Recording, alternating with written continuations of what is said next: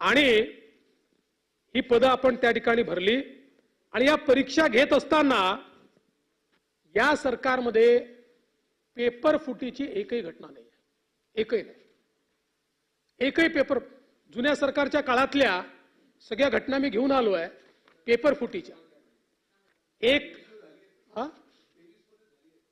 नाही आहे. ऐका पूर्ण ऐकून घ्या, मी सांगतो.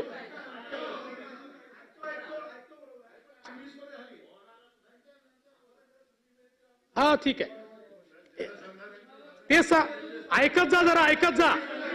अरे ऐका ना, जलसंधारण ऐकून घ्या.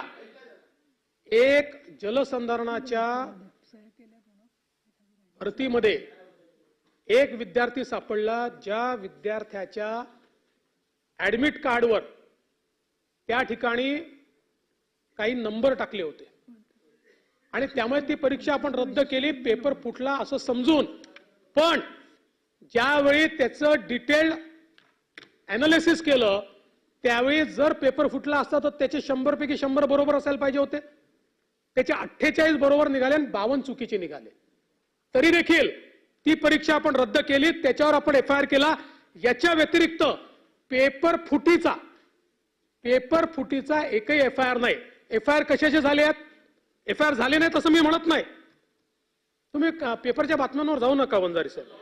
मी अधिकृत सांगतो आणि नसेल तर माझ्यावर हक्कभंग आणा, अडचण नाही आहे. मी हक्कभंग आणा. मी आपल्याला सांगतो या व्यतिरिक्त 47 घटना घडल्या आहेत. पण त्या कशा घडल्या आहेत? बोगस उमेदवार बसवला, कॉपी करताना पकडलं, इलेक्ट्रॉनिक साधनाचा वापर केला. म्हणजे याच्यामध्ये सरकारी यंत्रणा फेल नाही झाली. काही लोकांनी हा प्रयत्न 47 FIR केलेत आम्ही. मागच्या काळात तर जवळपास असे 67 FIR 68 FIR आहेत तुमच्या 2 वर्षाच्या काळात. पण याही काळात 47 FIR आहेत. पण हे पेपर फुटीचे नाही आहेत. FIR कसे आहेत? एखाद्या विद्यार्थ्यांनी चिटिंगचा प्रयत्न केलाय, 2 विद्यार्थी इलेक्ट्रॉनिक गॅजेट घेऊन आले आहेत, त्या इलेक्ट्रॉनिक गॅजेटमधनं त्यांनी काय करण्याचा प्रयत्न केलाय.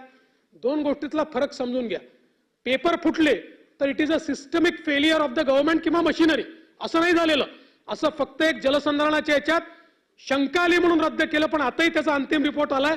आपल्याला पाहिजे असेल तर या सभागृहात ठेवतो. त्या अंतिम रिपोर्टमध्ये आलेला आहे. पूर्ण परीक्षा दिल्यानंतर पेपर फुटला असता तर त्याचे 100 पैकी 48च कसे बरोबर आहे? म्हणजे 50% देखील बरोबर नाही आहेत त्याचे. आणि म्हणून मला असं वाटतं या सरकारने पारदर्शी प्रामाणिकतेतून 70 लाख तरुणांच्या परीक्षा घेतल्या आणि त्यातनं